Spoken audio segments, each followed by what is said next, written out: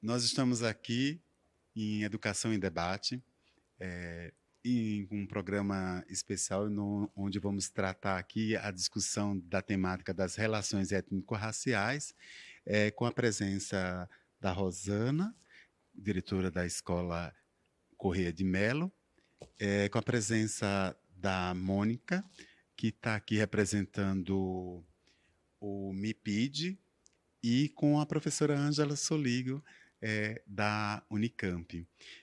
Nossa conversa de hoje é sobre as relações étnico-raciais, e para a gente poder começar a nossa conversa, que essa é a ideia de hoje, é, eu vou primeiro me apresentar e pedir para que os nossos colegas aqui desse diálogo, desse debate, também possam se apresentar. Eu sou Marcos Coelho, representante regional do NAED Sudoeste, da Secretaria Municipal de Educação. Estou na rede há algum tempo, passei pela escola como professor, como diretor, como supervisor educacional e agora estou como representante regional aqui do NAED Sudoeste. Rosana, por favor, se apresente. Olá, quero desejar boas-vindas a toda a equipe e a todos que nos assistem da Educação em Debate. Eu sou Rosana, sou diretora educacional da MF Correia de Melo.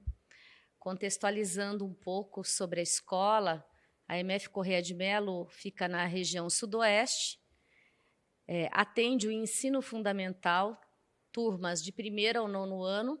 Hoje nós temos aproximadamente 750 alunos. A MF Correia de Melo é uma escola que trabalha a temática, mas o meu objetivo agora não é exatamente falar da temática, mas dizer que, enquanto diretora educacional, com quase 30 anos, dia 8 de março, Dia Internacional da Mulher, eu completo 30 anos de educação pública. E nesse período, dá para perceber a vital importância de tratar temáticas como essa dentro da escola. Afinal de contas, é na escola que as relações se manifestam com mais potência. Tá?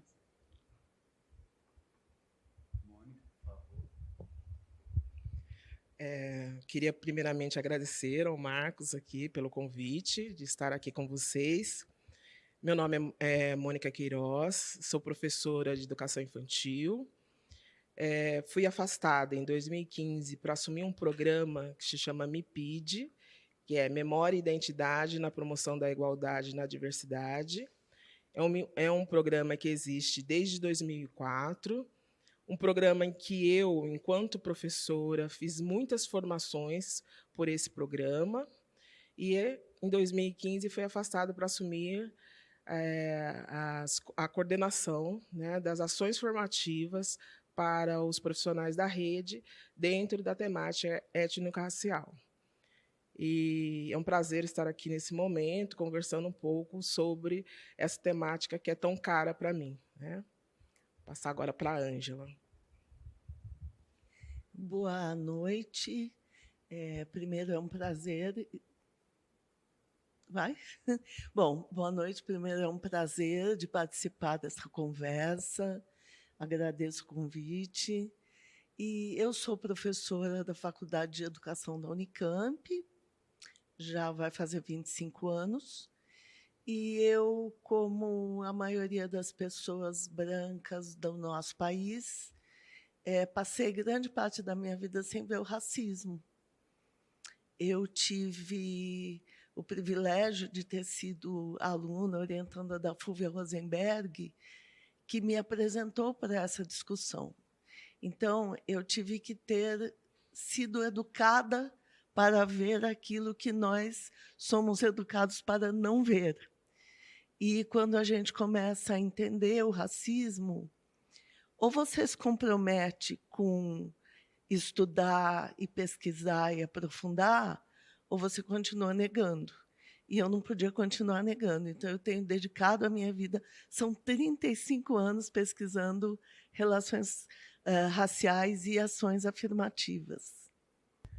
Rosana, é muito interessante você falar sobre a questão da escola e esse tempo de educadora, mas eu queria que você pudesse nos apresentar como você, chegando na escola, olha para essa temática e como que essa temática, a partir da sua atuação enquanto gestora, ela vai tomando um modelo ou uma forma de se olhar e de se pensar nas relações étnico-raciais.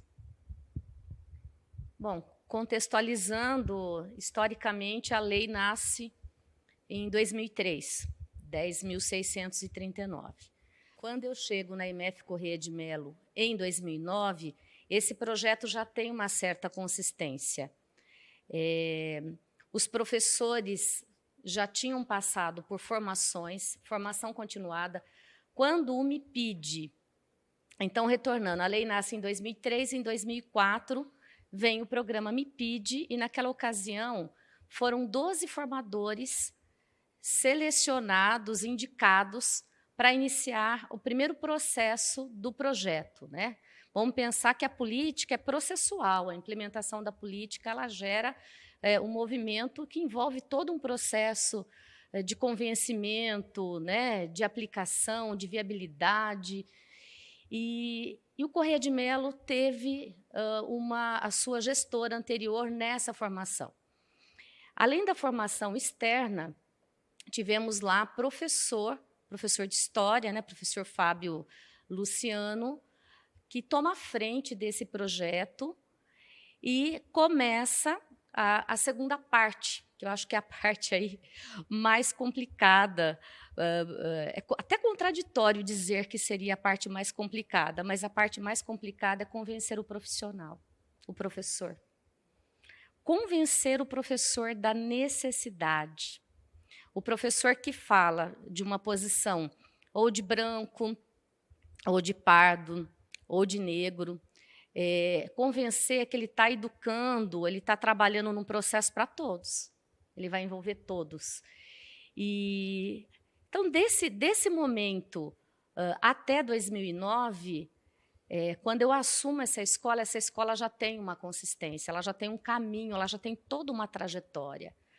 Como diretora de escola, cabia a mim não só a questão de afirmar, olha, existe a lei deve ser cumprida. Não, a lei deve ser sentida, percebida, a lei deve ser manifestada nas suas relações. Seguimos, então, com um projeto, dentro, oficialmente, do projeto político-pedagógico da escola, e, ano a ano, ele vinha sendo tratado com uma roupagem, com uma necessidade que os próprios alunos indicavam.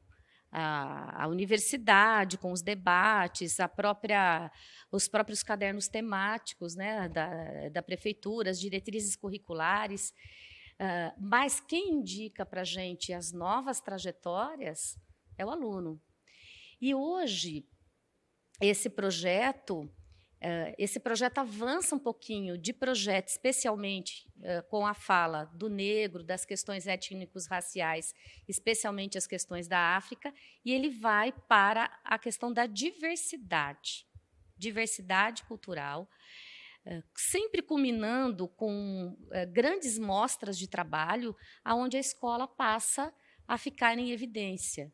Já mencionei numa outra conversa, suscitou aí interesse por universidades federais, pela própria Unesco, que vem pesquisar, que vem conhecer. Que escola é essa? Que escola é essa que faz um projeto que chama tanto a atenção? Tá?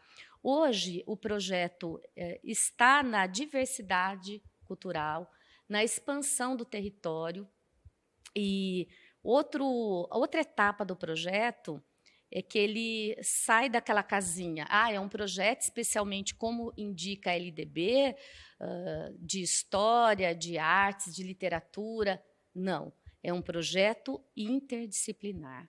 É um projeto de política pública, de política de escola. É um projeto onde os diretores, os dirigentes de ensino, né, aqui a gente tem um dirigente de ensino que nos representa, deve fornecer elementos para que esse projeto aconteça na escola. Então, eu sempre desenho uma imagem do projeto hoje na escola como a diversidade cultural, como uma colcha de retalho. Uma colcha de retalho representando os nossos alunos e representando os diversos componentes curriculares. Essa costura perpassando dentro dessa coxa, aonde matemática vai falar da diversidade, ciências vai falar da diversidade, história, claro, né, à frente sempre, por professores com estudos mais aprofundados, mas educação física vai falar da temática, porque a colheita desse projeto é uma colheita para todos. O aluno colhe, o professor colhe, a família colhe. Colhe no sentimento de fortalecimento, de pertencimento, de reparação, com o foco, combater qualquer tipo de preconceito no ambiente escolar. A contextualização da nossa rotina é essa. Hoje, felizmente, avançamos por uma etapa. Não é mais preciso convencer o profissional. O profissional que chega na escola, ele já entende que essa é a roupagem, que essa é a característica da escola, que essa é a coxa de retalho, que se faz bela pela sua diferença. Obrigado, Rosana. É bem interessante a forma como você traz, porque quando se fala em diversidade cultural, a gente precisa entender algumas questões. E a gente olha para a política pública hoje, e especificamente para o MIPID, que nasce na discussão sobre história de África, cultura de África e afrodescendentes, mas isso com a Lei 10.639/2003, e logo em seguida a gente tem uma outra lei que vai alterar a LDB, que é a 11.645 de 2008, que vai trabalhar com a questão dos povos indígenas. E, posteriormente, né, com a vinda de várias outras demandas apontadas pela escola, apresenta ali a questão dos povos ciganos. E é nessa perspectiva que eu queria que a Mônica, né, como articuladora e coordenadora do programa, pudesse dizer como que isso foi se dando ao longo do projeto e como que isso hoje é visto não só pelas escolas, não só pelo o programa de formação, mas como que os demais programas, porque eu sei que você vai em outras cidades, você é convidada para fazer palestras e tudo mais, como que isso é visto também para as outras cidades, que eu sei que, em vários casos, o MIPID tem sido uma referência para a região metropolitana de Campinas. Com certeza, Marcos, com certeza. Aqui em Campinas, a gente teve um avanço muito grande, né? Ainda há muito que avançar? Ainda há muito que avançar. Mas, quando você começa a conversar em outros espaços, com outras cidades da região metropolitana, nós percebemos que eles se espantam até com o programa, né? De ter já um programa estruturado dentro da rede, né? em que os professores fazem essas formações, né? Então, há um certo espanto de ter esse tipo de programa. Algumas cidades já estão querendo, como modelo, né? Usar, né, como modelo as propostas do programa, né? E eu acho que é bem válido, né? Depois cada um, de acordo com a sua cidade, vai mudando, vai melhorando, né? Vai pondo as suas características próprias de cada um deles, né? Bom, como é um programa muito antigo, ele teve os seus altos e baixos, né? Então, teve momentos de intensa formação, que foi momentos em que eu, enquanto professora na época, fazia os cursos, cheguei o material, chegou instrumentos de capoeira, chegou bonecas, a cor da cultura veio nas escolas. Então, sim, houve momentos de muita ação formativa na rede, né? Depois, teve momentos em que essas ações formativas já não foram tão potentes, né? Já foram mais calmas, mais tranquilas, vamos pôr assim, né? Até que chegou o momento da revitalização, né? Que se analisou de que o programa estava muito parado e ele precisava ser revitalizado. Na revitalização, foi que eu fui afastada de sala de aula e assumi o programa. E aí, com uma equipe, né, porque, graças a Deus, a gente não faz nada sozinho, com uma equipe que são as professoras articuladoras do programa, né?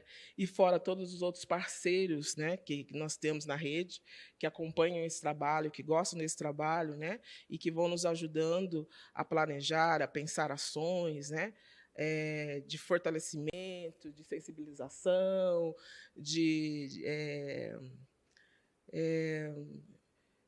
maneira que as pessoas consigam estar refletindo e entendendo que é de suma importância esse trabalho, né? E que esse trabalho pode ser feito em qualquer uma das disciplinas, desde as crianças bem pequenininhas até o EJA 2, enfim, né? Com todos, né? Crianças, jovens, adultos, né? Com todos eles. E que isso é de fundamental importância. E aí, ao longo desses anos também, teve alguns outros aspectos que o programa acabou abordando, mas, no momento, nós abordamos a questão do negro, do indígena e do cigano. Há muitos ciganos na cidade de Campinas, né? E, como é uma cultura, muitas vezes, mais fechada, né? Acabava que tinha alguns tipos de conflito, né? Então, houve a necessidade, na época, a gestão anterior, né, solicitou que a gente abordasse também a questão dos ciganos. E aí a gente, independente de ter uma lei, ter ou não ter uma lei, né, nós começamos a trabalhar com as questões ciganas também, fazer formações com os profissionais. E essas formações vão variando. É seminário, oficina, ciclos de palestras, ciclo de palestra com gestores, porque a gente entende que o papel do gestor dentro da escola é um papel muito importante, né? Ele pode fomentar ou não esse trabalho, né, dentro da sua unidade. Então, assim, por isso que nós focamos fortemente na questão da formação dos gestores, então, sempre trazendo, dentro das reuniões de trabalho, que os representantes regionais nos cedem, né, um espaço para essa formação, e a gente vai conversando também com esses gestores, né? Enfim, aí depois a gente vai conversando um pouco mais, senão eu vou. Professora Ângela, eu acho que a Mônica tocou num ponto, sem dizê-lo, né, que é a porta de entrada, né? Então, para a escola, a porta de entrada vai ser os gestores, que vai motivados e motivar a sua equipe de modo que vai acontecendo a política pública ali no interior da unidade educacional. Mas eu queria que você pudesse nos falar um pouco, porque eu sei que você é a única professora da Unicamp que tem uma disciplina dentro da Faculdade de Educação, e dessa forma eu vou considerar essa perspectiva como uma porta de entrada. Como uma porta de entrada para a graduação, para o mestrado e para o doutorado. Eu queria que você pudesse falar um pouco sobre isso. Então, Marcos, de fato, eu tenho uma disciplina na pós-graduação de representações raciais e gênero, né? Então, representações sociais, raça e gênero, mas eu também trabalho esses conteúdos, sempre trabalhei nas disciplinas da graduação. E aí, eu queria partir de uma fala da Mônica e de uma fala da Rosana, porque isso toca no que eu tenho trabalhado. Quando a Rosana diz, ainda tem professores que se recusam a trabalhar as questões das africanidades. A Mônica diz, tem momentos em que o MIPID bombava, né? Tem momentos em que o MIPID fica mais apagado.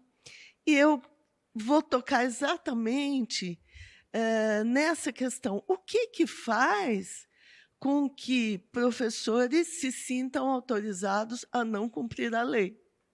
Ou que um programa tão importante, em alguns momentos, não receba a atenção e o incentivo que necessita e merece.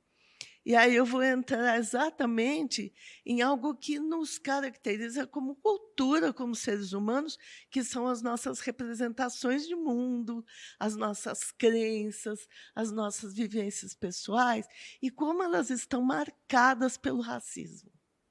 Elas estão marcadas pelo racismo, um racismo que a gente nem reconhece, porque nós dizemos que nós somos uma democracia racial. Então, não precisa nada disso.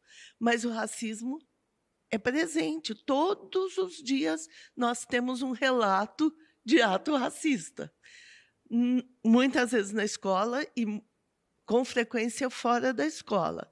Então, o que acontece? Esse racismo faz com que as pessoas se desresponsabilizem e digam, não precisa. Eu já ouvi, por exemplo, não, mas aqui na escola não tem esse problema. Aí você fala, qual o problema? Aqui não tem aluno negro. Então, vejam, o problema não é racismo, é o aluno negro. Então, a gente tem trabalhado exatamente na pesquisa e no ensino, na formação de professores, para além das teorias educacionais, para além das metodologias, tem algo mais. Não basta você dominar certos conteúdos e certas técnicas. É preciso que, na formação, as pessoas aprendam a refletir sobre as suas crenças, a refletir sobre a cultura, sobre aquilo que a gente aprende e fica cristalizado em nós e que nós reproduzimos. Então, acho que a porta de entrada, né, é a formação de professores, porque a gente tem um compromisso ali. E na pesquisa que a gente fez aqui em Campinas sobre a consolidação da história da África, a quase totalidade das professoras e gestoras que responderam, disse que não teve esta formação, nem na graduação, nem na pós-graduação. Então, o que é que nós, universidades, estamos fazendo? Nós precisamos assumir que nós temos um compromisso. E esse compromisso da pesquisa tem que se voltar para a formação docente e se voltar para a escola. Esse é o meu compromisso. Muito bom, professora. É sempre bom ouvi-la, né? Com a devida admiração que eu tenho por você e pelo seu trabalho, né? E, tentando entender um pouco o que você traz nessa questão do compromisso, nessa questão da ética, né, da essência, a gente precisa entender que a educação é pautada por ética, né? E a ética, ela prevê compromissos, né? Eu queria que você, Rosana, pudesse falar um pouco sobre como que está se dando essa discussão da temática racial, pensada aí naquilo que você está trazendo como territórios e diversidade nas crianças do 1º ao 5º ano. É interessante que a lei ela passa por novas etapas e um grande ganho foi da obrigatoriedade da discussão da temática na educação infantil. Portanto, o aluno sai da educação infantil no município de Campinas já sabendo sobre diversidade, já sabendo alguns conceitos no trabalho com algumas dinâmicas. E aí ele chega no ensino fundamental, no primeiro ano, e nós estávamos observando uma ruptura. Por quê? Geralmente o professor de sexto ano, o especialista do componente curricular de história e outros, né, que abraçavam aí a causa. Nesse momento de ruptura, principalmente uma ruptura que aconteceu na pandemia, esse ano a escola retoma 100% presencial, felizmente, e nos nossos planejamentos suscitou o fortalecimento da temática já com os pequenos. Com isso vem parceria, escola, universidade. Umas professoras dos ciclos iniciais abraçam um projeto junto com a Unicamp da expansão territorial. Trazer o diferente para a escola, o diverso, a etnia, a discussão de forma ampla, aí, envolvendo a questão de gênero, do migrante, do imigrante, né?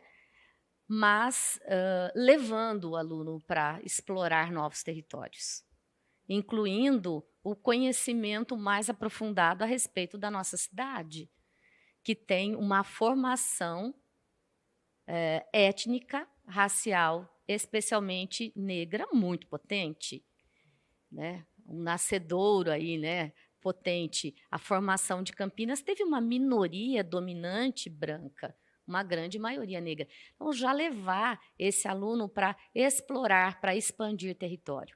A universidade vai até a escola formar professores.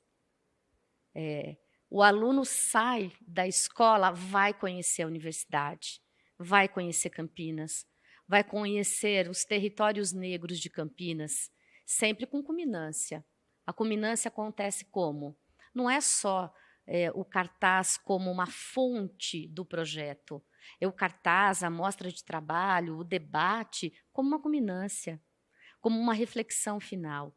E eu digo, é incrível como que a criança, eu falo adulto é adulterado, a criança não é adulterada. A criança tem uma pureza e uma facilidade para compreender o outro muito grande.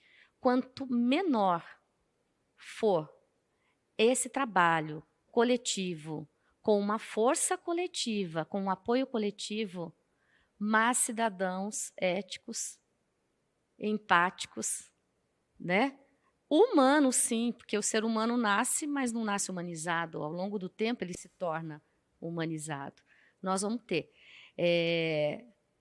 O NAED, inclusive hoje, quando eu encontro aqui com a Mônica, falei, Mônica, que bom, né? O encontro presencial, porque nós estamos numa trajetória aí de formação, mesmo na pandemia, pela internet, semana a semana, o Marcos colocando o gestor em contato com a diversidade.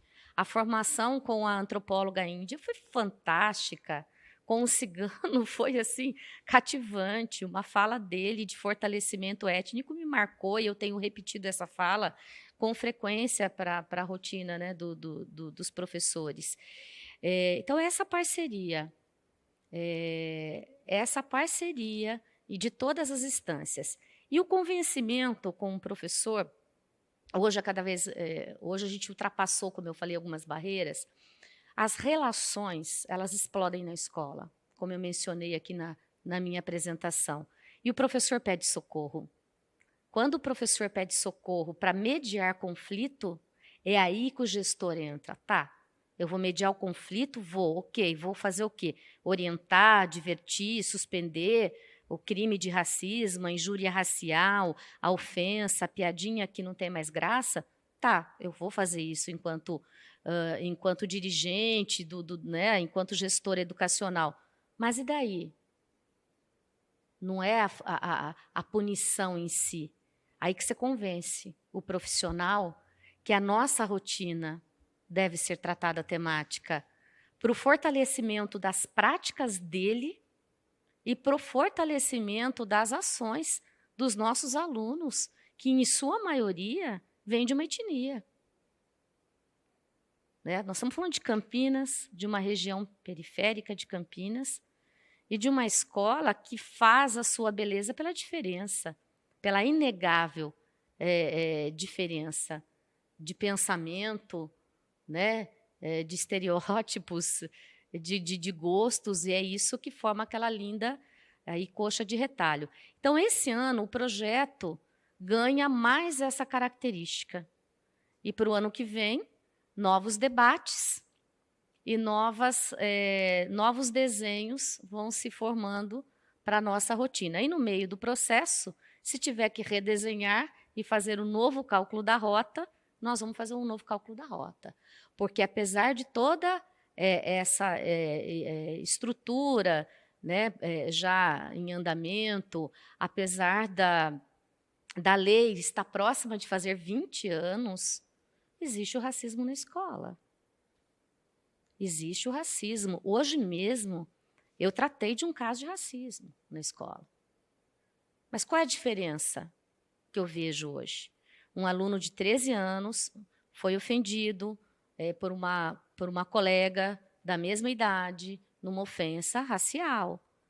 Mas hoje eu vejo esse adolescente, essa criança, chegar até os gestores da escola, abrir a porta. Rosana, eles têm acesso a todo momento.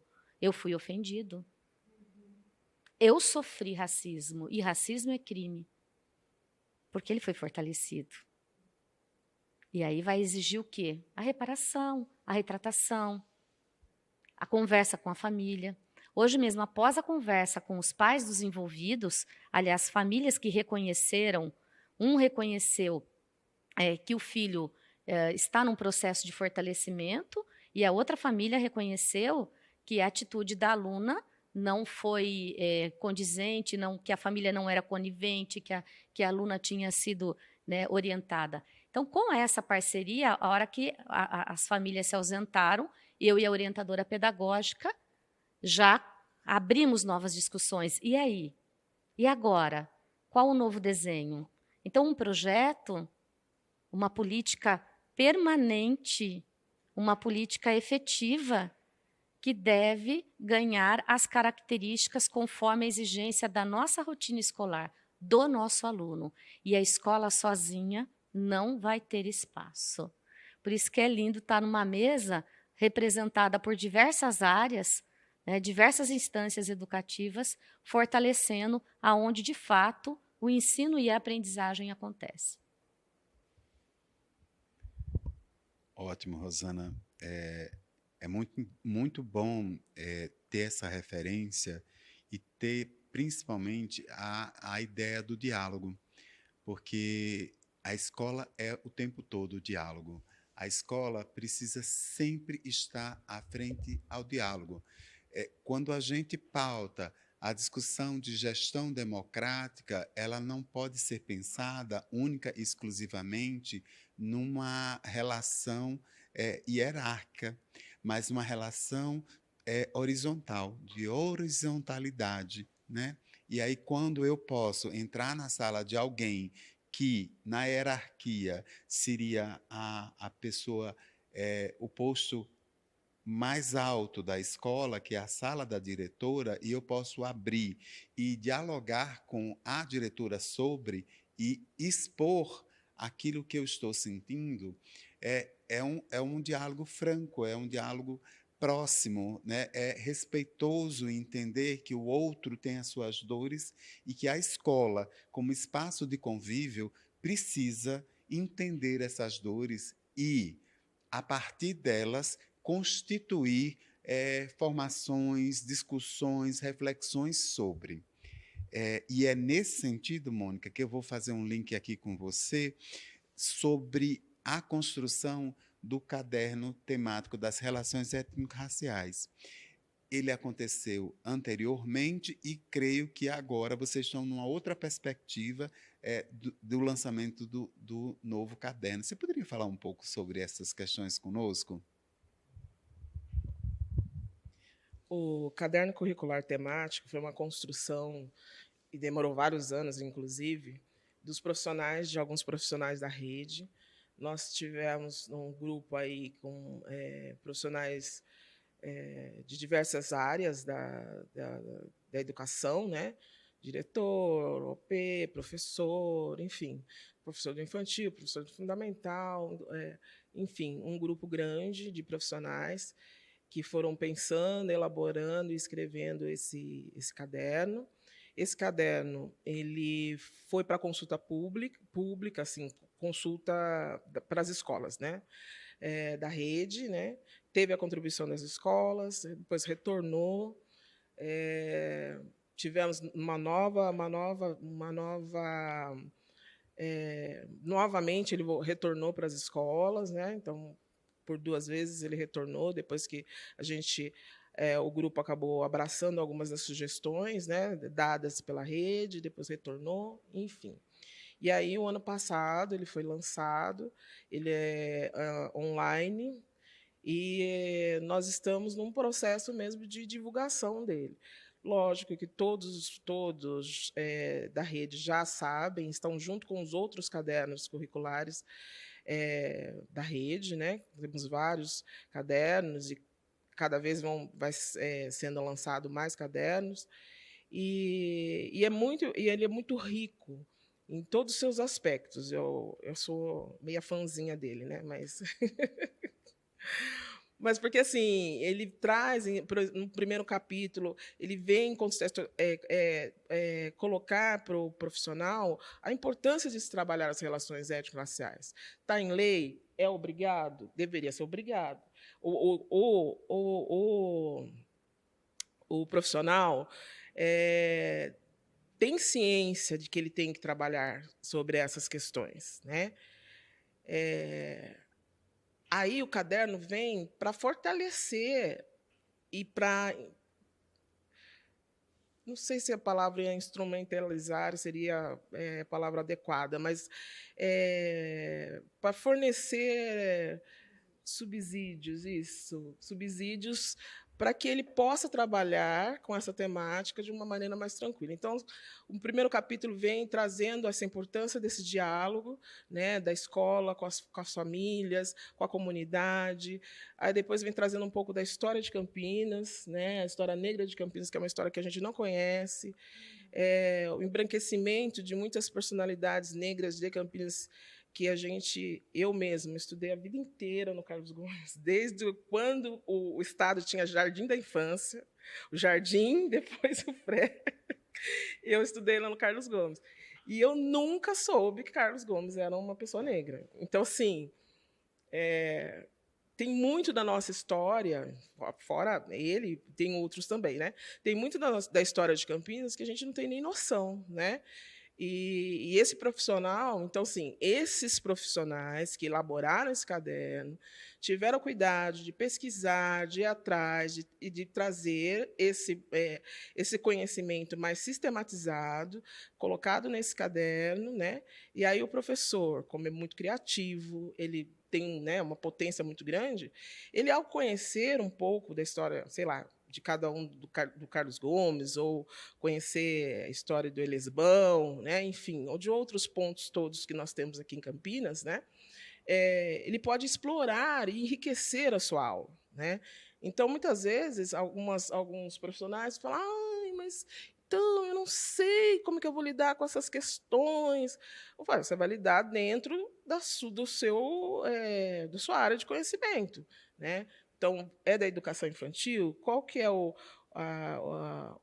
eixo norteador aí da educação infantil? É o brincar? É o cuidar? Tá. Então, traga para dentro da sala de aula brincadeiras, tragam a estética negra de maneira valorizada, traga música, dança, né? Não só a negra, como a indígena, como a cigana, né? valorizada, traga essa diversidade, né? Deixe a criança pequena precisa ver, né? Ela precisa não dá para, ela é muito no concreto. Então, imagens são importantes, estarem presentes dentro das salas de aula, né? Faz toda a diferença. Eu sempre conto um caso de um aluno meu, 3 anos, muito pequenininho, um aluno negro. Ele chegou na minha sala, logo no começo do ano, a gente começa a tratar sobre as questões pessoais, né? Quem eu sou, o meu nome, o que eu gosto, aquela parte toda assim. Né? E aí ele, né, como eu sou, né? E aí ele veio com uma fala que ele falou assim, professora, cabelo bonito é cabelo raspado. Aquilo me deu um incômodo na hora, que eu falei assim, mas como assim cabelo raspado? Né? Por que só cabelo bonito tem que ser o cabelo raspado, né? Do homem negro? Né? E isso me deu esse incômodo. Então, assim, muitas vezes, essas nossas formações são para deixar os ouvidos desses profissionais mais atentos, para o olhar desses profissionais mais atento, para que uma fala dessa não passe despercebido, né? E provoque mesmo incômodo nesse profissional a ponto dele ir atrás de quebrar essa certeza, né? Porque né? O que eu fiz então na época, rapidamente? Comecei a trazer, né, imagens de homens negros com diferentes penteados. Assim, o meu objetivo, enquanto profissional, é trazer imagens de homens negros e diferentes penteados. Lógico que o painel não tinha só homens negros, né? Tinham homens, mulheres, negras e não negras, enfim. Né? Mas o meu objetivo, enquanto professora, era trazer essa diversidade. E aí eu fui trazendo. Na época, os jogadores de futebol mudavam muito o cabelo, o ator, porque eu queria de crianças negras na época. Eu não consegui imagens de meninos negros na época, né? E é difícil até hoje. As meninas ainda a gente encontra, mas os meninos não. E o ator, como que ele chama? Lázaro Ramos. Isso, obrigada. Vive mudando o cabelo, né? Então também foi um outro também que eu usei bastante imagem deles de bastante maneiras, né? E fiz um painel lá. E esse painel ficou, tal. A gente foi trabalhando outras coisas, mas esse painel permaneceu ali. Bom, para encurtar a história, passou um tempo, ele me chega na escola, todo orgulhoso, né? Professora, olha aqui meu cabelo. Né, todo feliz, né? Aí eu falei assim, nossa, que lindo! Ele tinha feito um moicano, que na época o moicano, vocês vão dar para entender porque foi bem lá atrás, né? O moicano, o moicano, né? Todo feliz. Então percebam. Essa questão da representatividade, do concreto, de estar vendo, porque qual era a minha intenção? Eu falei assim, ele é muito pequenininho para ter uma certeza tão grande de algo. Né? Gente, há a beleza na diversidade, em diferentes maneiras de... Né? Enfim. Então, é importante que o professor entenda, cada um dentro do seu conteúdo, né? Entenda que ele pode trabalhar as questões étnico-raciais trazendo essa diversidade, trazendo essa beleza, trazendo de maneira positiva, né? Dentro do seu conteúdo. Eu sou professora de português, eu vou trabalhar poesia esse mês, traga uma poesia que fale sobre o negro, ou uma poesia que o autor seja negro, e que você apresente para as crianças esse autor negro. Né? As matemáticas, como você diz, os jogos. Né? Então, assim, cada um, dentro da sua matéria, do seu conteúdo, pode estar trabalhando junto às crianças. E os outros profissionais? Qual é o compromisso que ele deve ter? O compromisso de quê? Por exemplo, a orientadora pedagógica. Então, vamos olhar para os planos das salas. Né? Está contemplada a questão étnico-racial? Não está contemplado? Então, vamos retomar e conversar com esse profissional. O programa Impede está aberto para formação, para ajuda, para tudo que a gente precisa, que a rede precisar. Né? mas cada profissional, como o Marcos mesmo, é um exemplo bem clássico disso, né? Dentro da função dele, como foi dito, né, trouxe formações para os gestores, né? Então, cada um dentro do seu fazer, né, pode estar contribuindo com as relações étnico-raciais, né? Não precisa inventar a roda novamente, né? Dentro do seu fazer, só precisa ter um olhar atento, um ouvido atento, entendeu? Uma percepção atenta, para que, quando esse aluno chega e reclama, né, que ele foi agredido ou que ele foi discriminado, menosprezado, ofendido, ridicularizado, né, por conta da sua raça, né, que esse profissional não fale, não, deixa para lá, eles são bobos, vai brincar com outro coleguinha. Não, gente, não dá para fazer isso, né? É o momento em que a gente aproveita a situação para realmente sentar com a turma, sentar com a escola, sentar com os profissionais, né? E falar, olha, e aí? Nós temos que, se já fazemos, vamos intensificar. Se não fazemos, vamos começar, né? Porque o que a gente quer é que as crianças não passem por esse tipo de situação, né? Esse é o nosso objetivo maior, que não passem por esse tipo. Ah, mas isso é impossível. Concordo. Nós estamos numa sociedade racista, onde o racismo impera, está ali presente, né? Vai haver alguns casos? Vai haver alguns casos, mas muito menos, né? E com um suporte maior para as nossas crianças que são ofendidas, discriminadas, né? Então, esse suporte que muitas vezes, às vezes, não acontece, né? Então, não sei se eu respondi, acho que eu tenho... Então, tá bom, obrigada. Estou aqui vendo a inquietude da Rosana diante da fala da Mônica, e aí eu preciso ouvir, porque quando a gente aqui diz sobre diálogo, o diálogo é também perceber não só a fala, mas também os comportamentos, como é que as pessoas mudam de atitudes, de olhares. Isso são questões sensíveis que você precisa perceber e provocar também o diálogo. Rosana, pode fazer as suas considerações sobre.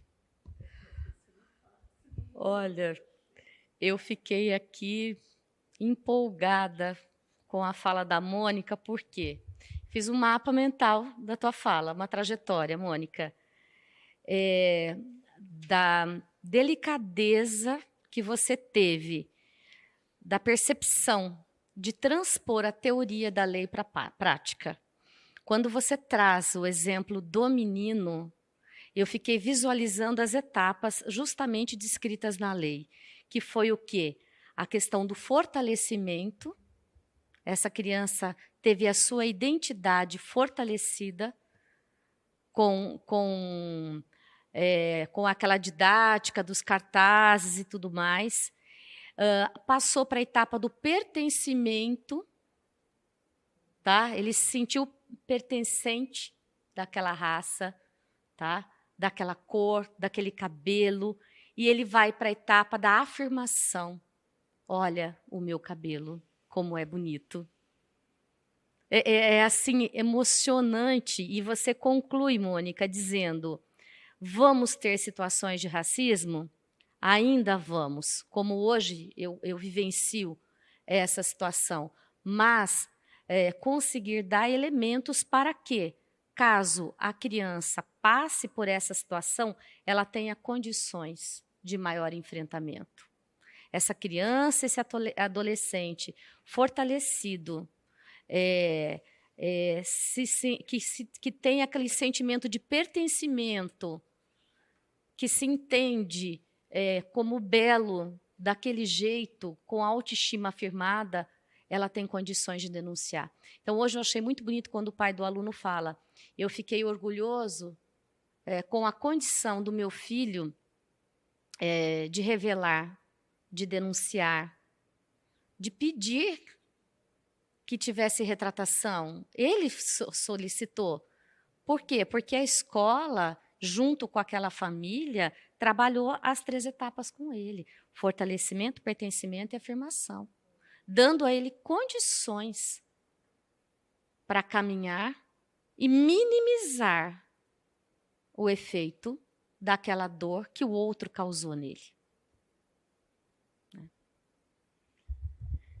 Então, a gente está falando aqui de representações, de fortalecimento, de pertencimento, de afirmação. E aí, vou passar aqui para a professora Ângela, porque ela já, no início da sua fala, ela disse que a disciplina se chama Representações Sociais de Raça e Gênero. E aí, professora, por que raça e gênero? Bom, raça e gênero, porque nós vivemos num país que é estruturalmente racista e patriarcal, portanto, machista, né? Isso significa que o modo como nós somos educados desde a família, também na escola, também pelas mídias, ele nos forma racistas, ele forma uma sociedade machista, né? Se nós não discutimos, se nós não colocamos esses pontos sobre os holofotes, nós continuamos a reproduzir uma cultura racista, machista, né? É isso que nós fazemos, é isso que a nossa sociedade faz, ela continua fazendo. Ela continua sendo racista, ela continua sendo machista, né? Vejam os casos de feminicídio. Vejam um último caso grotesco de feminicídio, em que o autor confessa e sai da delegacia livre. Por que ele sai livre? Porque a nossa sociedade autoriza a violência contra as mulheres. Por que uma pessoa, uma mulher branca, isso aconteceu em Recife, ofende um funcionário público negro? Ele denuncia, é prisão em flagrante, ela paga R$500 e sai rindo. Então, a nossa sociedade autoriza a violência racista. Então, nós precisamos botar esse racismo e esse machismo sob os holofotes, e entender que nós somos parte disso, né? A gente precisa entender a nossa parte nessa história e a nossa responsabilidade em superar ou fazer alguma coisa para enfrentar. E aí eu queria dizer uma coisa. Gente, ser da psicologia é ser especialista em pôr o dedo em ferida, tá? Mas eu queria dizer que nós temos belíssimos exemplos no município de Campinas. Eu acabei de ouvir de uma escola, conheço a experiência do MIPID, acho maravilhoso. Inclusive, o MIPID é anterior a 2003, né? Mas o fato concreto é que muitas das nossas escolas no país, no estado de São Paulo e no município de Campinas, ainda não cumprem a lei como deviam. Eu acompanho, né, no 20 de novembro, em novembro, a gente acompanha muita coisa que tem acontecido. Então, muitas escolas vão tratar das questões das africanidades só em novembro, como se fosse cumprir tabela. Olha, eu fiz alguma coisa que não fez durante o ano todo. Ainda tem, eu vi este ano mais de uma situação de desenhos de crianças no 20 de novembro com figura de criança negra com cabelo bombril. A Mônica suspirou, eu também, quando vi, e vi este mês vários exemplos, aqui e no entorno.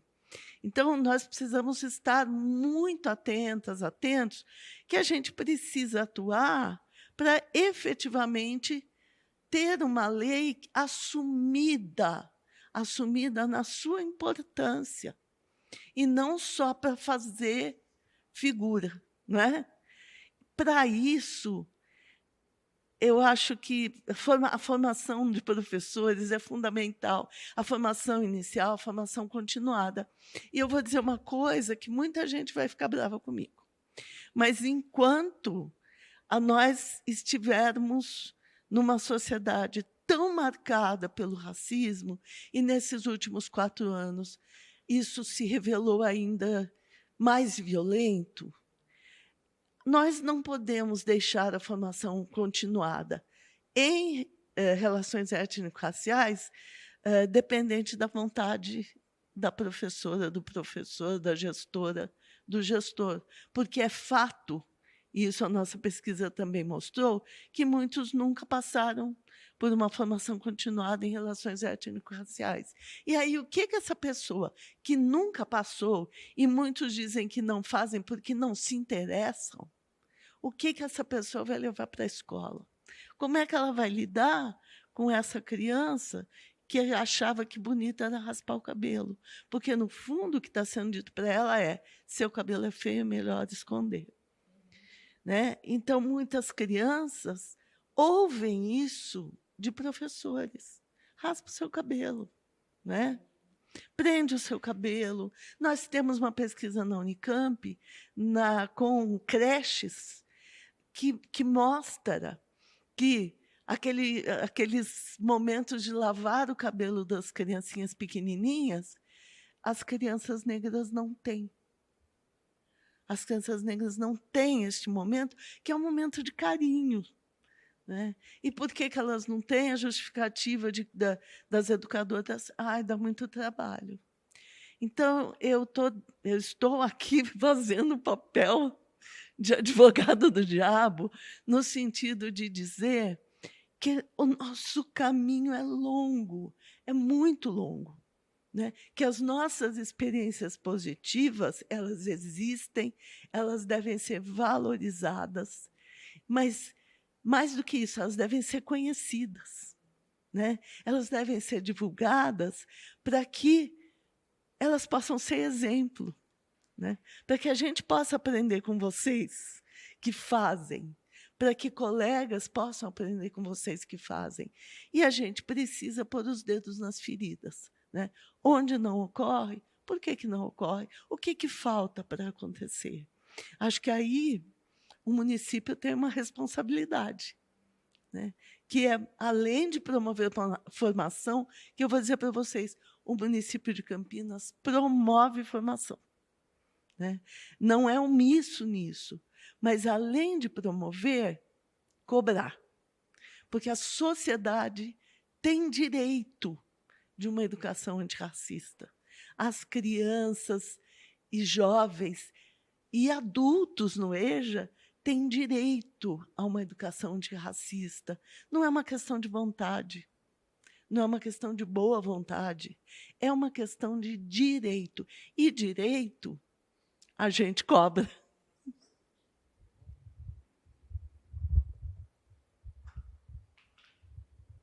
Muito bem, professora Ângela.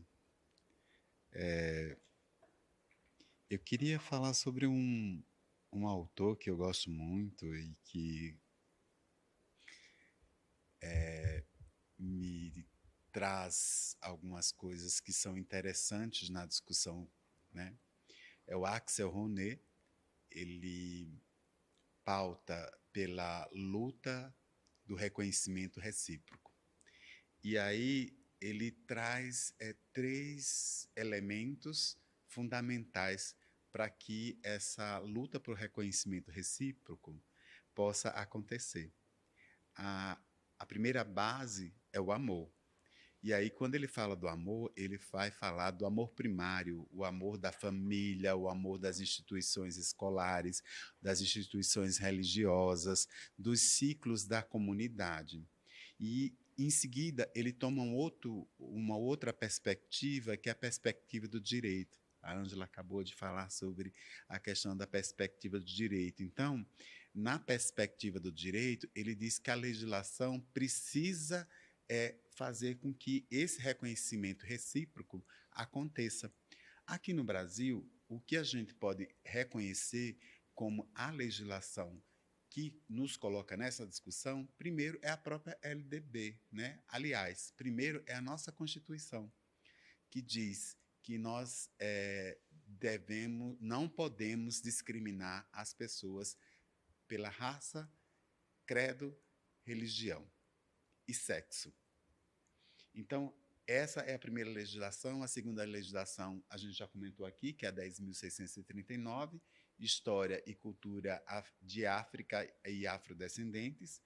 E a terceira, a 11.645 de 2008, que vai falar de História e Cultura de Povos Indígenas. Então, essa é a legislação que nos coloca a nossa obrigatoriedade de fazer essas discussões no interior da unidade educacional. Mas, para além disso, o Axel Roné ele vem trazer um ponto super interessante que é importante a gente entender, que é a questão da solidariedade.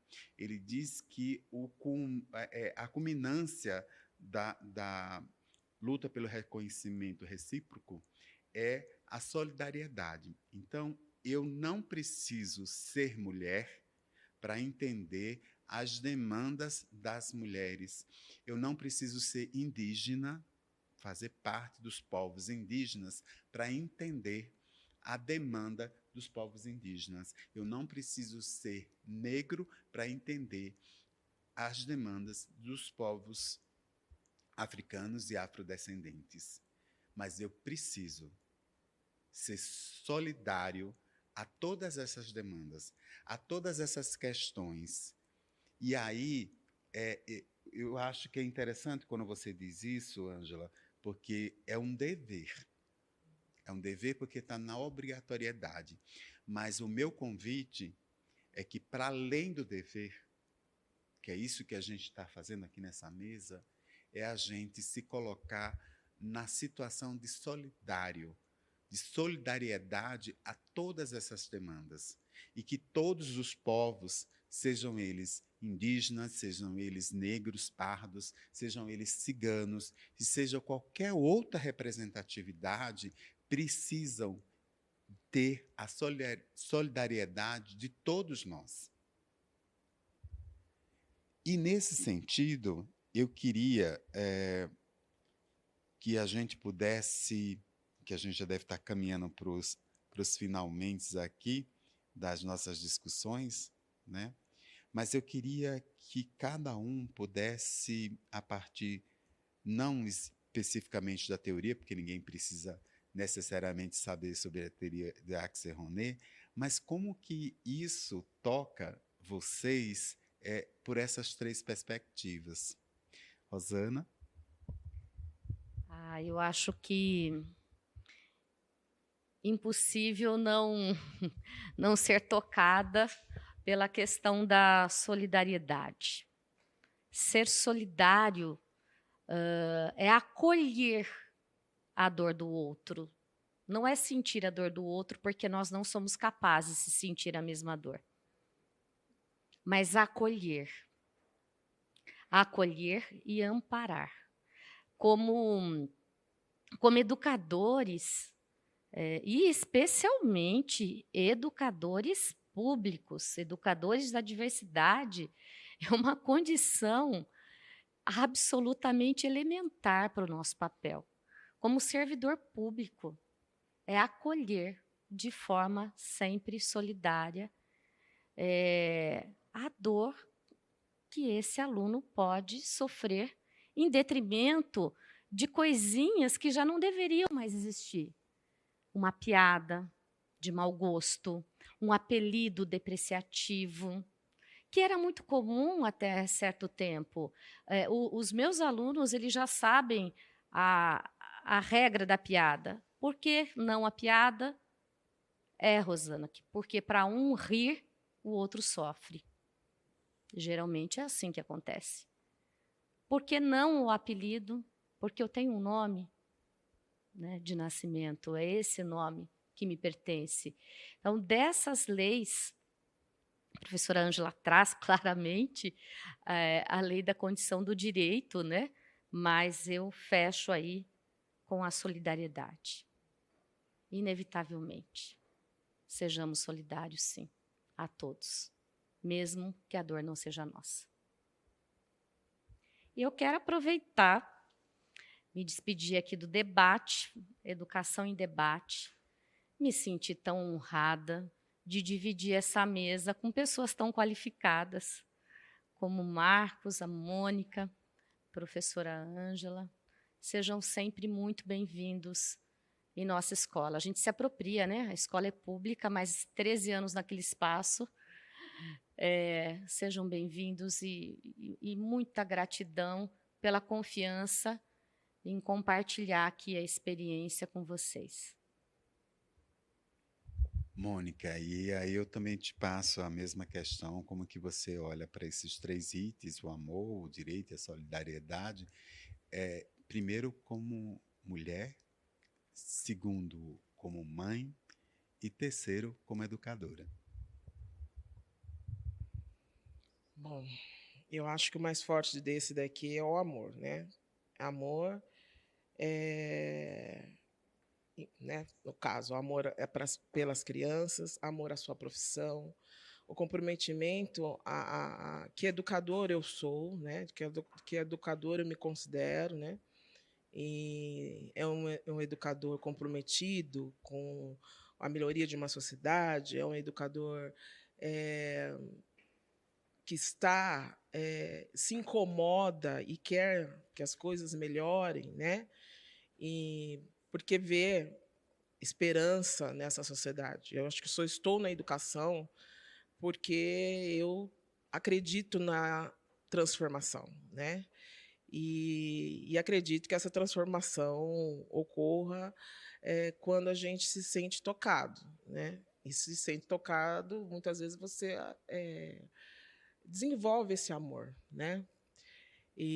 Ou por essas questões que me são muito caras, né? Por conta de situações que a gente já passou, que os nossos filhos, sobrinhos já passaram, né? E amigos, e que a gente fala assim, gente, já deu, já foi, né? A gente já está em outra época, já não dá mais para tolerar esse tipo de situação, né? Vamos progredir, né? Uma sociedade melhor, né? Então, acreditando nisso, é que a gente continua lutando até hoje, né? E tentando trazer isso também para as pessoas. A solidariedade é algo importante também, mas eu acho que a maior força aqui é a questão do amor. Amor a tudo, né? E a gente sabe que não é fácil você desconstruir algumas ideias, alguns preconceitos, desconstruir o seu racismo, né? Primeiro você tem que identificá-lo, né? Porque muitas vezes, como a Ângela mesmo falou, está tão naturalizado que a pessoa não enxerga aquela atitude, aquela fala ou aquele posicionamento enquanto racismo, né? E aí identificar isso e começar essa desconstrução, né?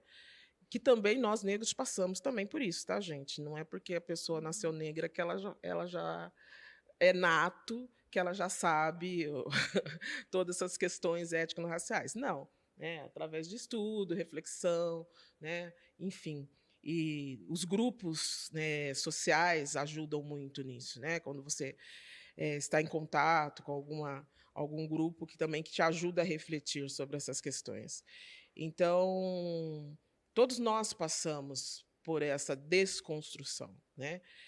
A minha formação enquanto mulher negra, ela foi feita mais tardiamente do que eu gostaria. A da minha filha já foi mais cedo, graças a Deus.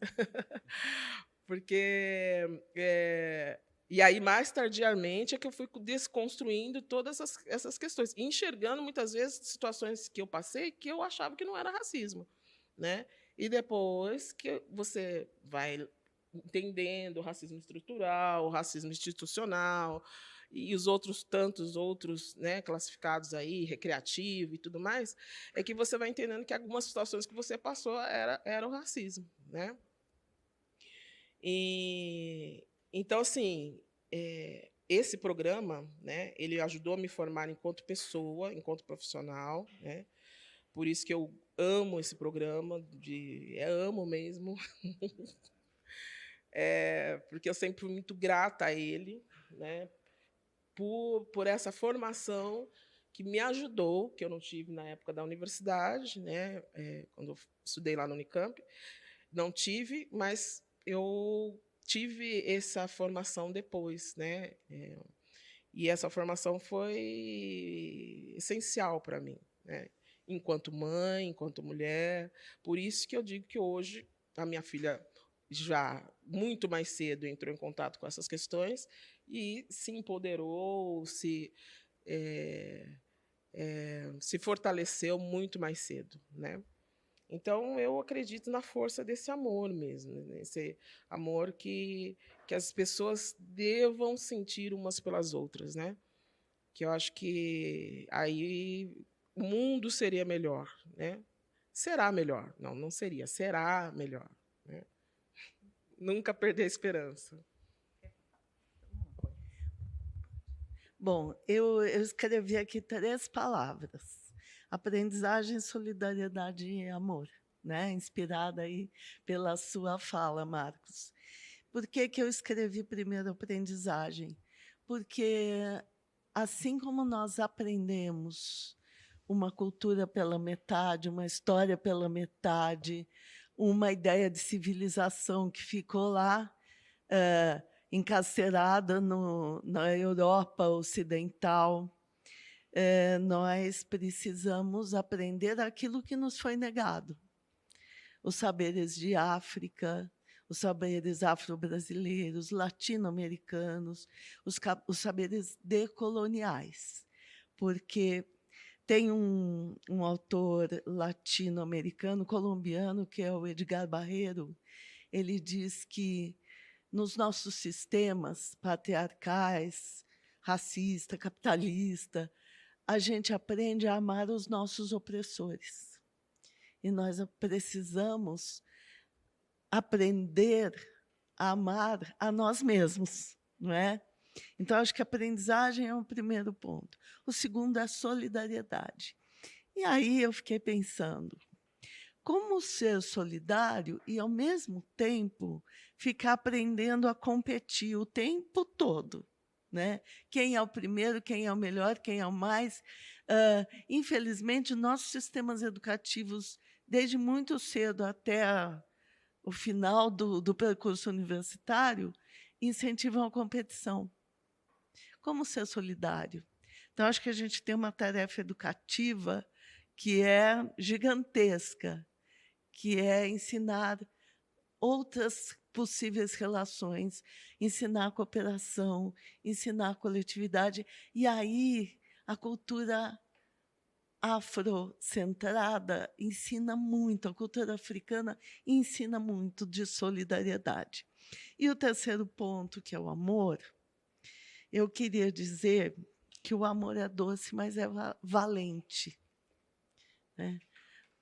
Foram as lutas dos movimentos negros que nos permitiram e nos permitem chegar até aqui.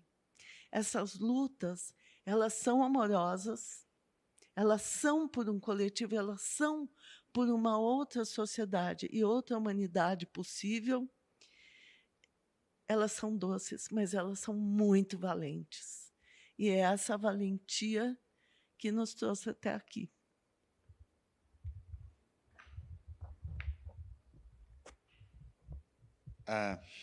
Sempre muito bom ouvir vocês, muito bom compartilhar desse conhecimento, aprender junto, fazer juntos. E eu creio que hoje eu saio daqui com um pensamento marcado por esse dia, que talvez a gente precise discutir competição versus solidariedade, mas não para a gente pensar na competição, mas para a gente colocar a solidariedade como a legitimidade de cada um de nós, de cada um. E para a gente pensar em dar essa legitimidade, eu não vejo outra solução que não seja por meio do protagonismo infantil, juvenil e adulto. Que as pessoas não precisam que os outros falem de nós ou de outras pessoas, mas que as próprias pessoas possam dizer de sua dor, dizer de sua história, dizer dos seus desejos, dizer daquilo que incomoda, daquilo que tranquiliza, daquilo que nos faz se constituir como humanos, como pessoas e como cidadão, né, na perspectiva de, ao contribuir, ao ser um contribuinte, ter igualdade, não só de lei, mas igualdade de oportunidades, igualdade de potencialidades, igualdade de acesso, permanência, né? E, para além disso,